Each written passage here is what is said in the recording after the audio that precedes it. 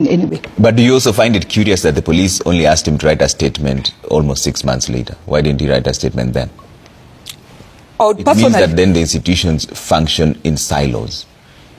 But again, I would also want to ask myself, at that point, if he had come out and said whatever occurred that time in June or July, then I believe then he would have been requested to write the statement, because why he was requested to write the statement is because he came out with information that would assist the security. How did these police investigate this whole thing if they didn't even have a statement from him? Because they said the investigation was ongoing. Do you believe there was an investigation? Now, Trevor, now that the revelations are coming out now. Trevor, now that's what becomes suspect between you and I, because number one, CS Muturi is a lawyer.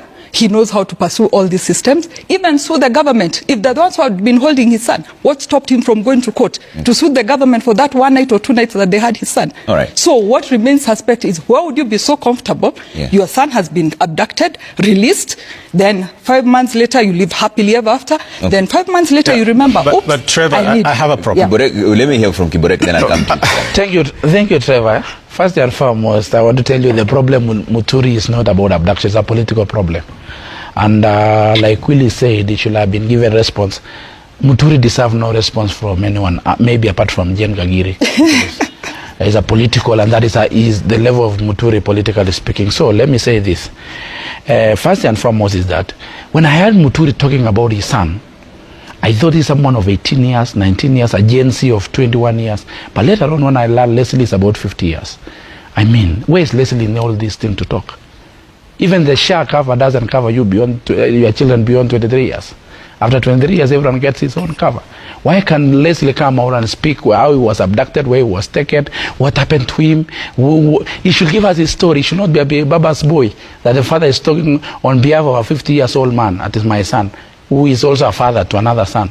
I think on this, Muturi should also let his son man up and come out and speak about his experience. Not coming out to speak because you are a AG, you are a CS, you want to say my son who is a 50 years old. But did it, let me finish. He was abducted. I'm coming there. First of all, I'm framing a case that this Leslie is a 50 years old man. Kiborek, I'm 32 years old. My father is not all in all these things I'm doing politically. I speak for myself, I struggle for myself, I answer questions on myself. When I'm summoned to police, I go as Kiborek. There is nowhere where my father comes in, and my father should not speak for me, because I am a man of 18 years old. I should be responsible for my own problems. I should answer my own. Even the gents who are, even the young boys, Kibet Bull, who was arrested, we never saw his father. The boy came out from Disco Matanga and explained where he was. We want this lesson. I'm coming there. The age of them. I'm coming. This we've agreed. I'm saying, don't call him son. Call him. But it's still a son. It's okay. It's okay. It's okay. It's okay. Being a son is okay. It's not about age. It's okay, but 50 years old son. Let's call him 50 years old son. Secondly, the son is let's go to the phone call. Let me finish. The issue is abduction. Let's go to the issue of phone call to corroborate what he was saying.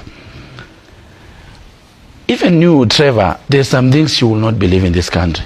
That you go and meet a president, and he calls you go outside the pavilions, he calls the DG, and then you have heard the DG saying, you mean the president calls the DG NIS on loudspeaker?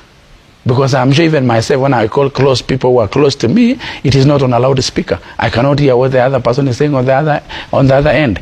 Do you mean when the president called DG, he put a loudspeaker and told CS Muturi to go outside and wait? I'll give you a feedback so that you have heard DG saying. How can you hear drop on a phone call which of intelligence of that magnitude? That can only be a lie. That can only be something it cannot happen anywhere. Secondly, give it to this regime, the previous regime since independence, and it is related. We have history of extrajudicial killing. We have history of people being thrown in the Yala in the previous government. Some of people were coming out now to speak, including Muturi was in parliament during the time when people have been thrown in Yala. He never called a special sitting. He never discussed. They were children of people. They were sons of people, like Leslie is to him. He never called out as the Speaker of National Assembly. What? People have been thrown in Yala. But does that make it? Let me. I'm coming there. There's a point I'm bringing here. They are bringing issue. No, listen, Trevor. You have given everyone to speak here. Don't It's you. I'm saying when they all spoke, Trevor, and your arguments. When they all spoke, Trevor, you did not interfere with them speaking. Let me speak. You will. We're waiting for. No, we're waiting for your response. So I'm saying you should not interview me in the middle of interview. I am. It's my show. I get to make the rules and I decide what happens. So I'm asking you, does it make it okay? Don't make it to be a back and forth between me and you. Let me say that's what it's going to be unless you hold your. Now, what I was saying is that the same Muturi, we have a history of the River Yala, people being found in River Yala. We have history of during the Kibaki time, people being found in River Tana. We have a history during Moi time, people being found wherever they were found. I don't know, I was young. We have a history of extrajudicial killing during Kenyatta one time, JM Karaoke and Tom Boyers. But in this time, what we are discussing is abduction. We are not discussing murder like it was during Ruto time. And I'm saying Muturi has been in all those governments. He was a member of parliament in Moi government. He was a member of parliament in Kibaki government. He was Speaker of National Assembly in Uhuru government when people were being thrown to River Yala. He never raised his voice. Today, he's raising his voice over what he's calling abduction, but thank God it is not murder as it used to be, and he's calling out because his problem is political. Yeah. Let me come to that issue on the same. And I hope it's about the abductions now. It's about the abduction, but I want to bring the issue of DG Nis. He became a soft political target.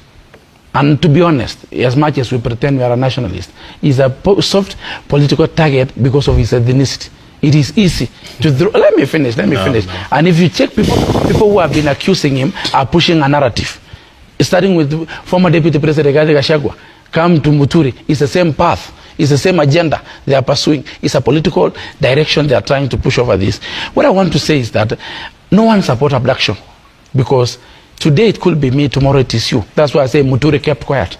When it was other people's children being abducted, he kept quiet. When he was Speaker of National Assembly, there was serious murder. People were Mbijiwe from Meru, near his county, lost, never found up to today. He never spoke. He was the Speaker of National Assembly. He never called a special sitting to discuss Mbijiwe. Okay. And many other people that we know, he kept quiet. That's why I'm saying all of us, we don't support abduction. Yeah. And we need the victims of this abduction sometimes to come out and speak on their experience so that we know the magnitude and the nature of this abduction. It could be someone going to sleep over with his girlfriend, and we call it abduction the following day. So we need to know from Leslie, where was he? Was he with his girlfriend? Where was this Leslie? Because he is the only person who can explain to us, not the father. Okay. He was not abducted. All right. Lastly is that if there was a blame to be put on someone, it's include AG Muturi because he sat in the National Security Council. He has responsibility. You much is given, much is expected. Okay. The buck when it stops at anyone, it has to stop also at him because he was a member of National Security Council at that time. He never gave Kenyans, listen, he never gave Kenyans explanation of what was happening. He never gave Kenyans assurance until when it got to his own son that he's coming to talk 6 months later. So what we are discussing, Trevor, is political. And Muturi, from where I sit, you know, I'm not a political senior person or an expert, but from where I sit, Muturi is once relevant. He wants something like being fired. You know, let me move this to Kigame, because you mentioned that this is political, but yet you know KNCHR documented 60 people were shot during the Gen Z protest. They also documented 85 abductions. 25 were still missing up until now. Kigame, are we missing the point here by now narrowing exactly this down? What I wanted to interject, but we wanted to give him time. So I think we are discussing the wrong thing. I really don't want to discuss Muturi here because he can talk to himself, he can walk to the president or whatever go. I really want to know where all these documented cases have gone. We have at least 82. The figure keeps floating in the social media, at least, that we have 82 missing citizens of Kenya since June last year. Where are they? We want to know. And secondly, Parliament. I'm sitting between the two of you that are in Parliament. Why isn't the issue of abductions an emergency matter for you to address? Not just the MPs, even the senators. Why isn't it a crisis that citizens are being picked up by a gang that is not necessarily, government, so to speak? And they seem to have a heyday. Today it's in Nakuru, tomorrow it's in central Kenya, tomorrow the other day is at the coast. Kenyans are missing. Parents are looking for their children. Where are they? But secondly, why are we talking about abductions with a new constitution, with freedom of expression, with the developments that we've had this far? Why is Kenya becoming a hub of abductions? Maria Sarungi the other day, Bessie J. So Kenya becomes the capital of abductions in the region.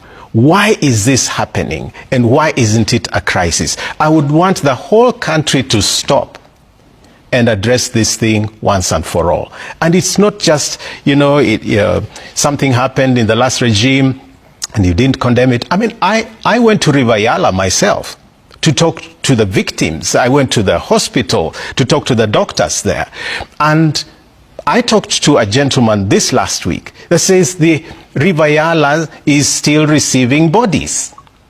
So the question is, why are we in fact stomaching this at this point in time in our country? Why have we been reduced to an abducting capital? The whole country must stop. And at one point, the president was denying it. There are no abductions. The police department is saying, we don't know there are any abductions, or then we will stop abductions. Why are we abducting our citizens? What is this thing? What is it that this government is so intolerant about that we cannot address it?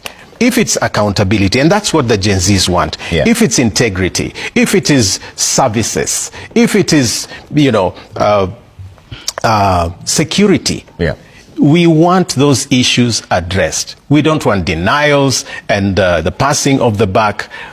I don't want to hear about tribalism or the ethnicizations of abductions. I want those boys and girls to be given back to their parents, for them to be released to go on as citizens. All right, Willis.